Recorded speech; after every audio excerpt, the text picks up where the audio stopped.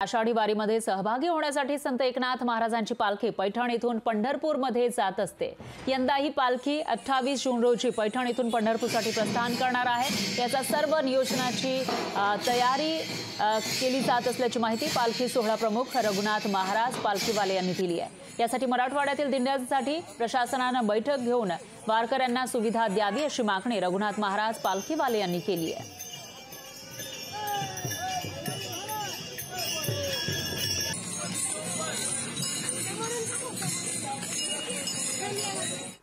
नाथमारांच्या पालखीचं प्रस्थान 28 जून 2024 होत आहे।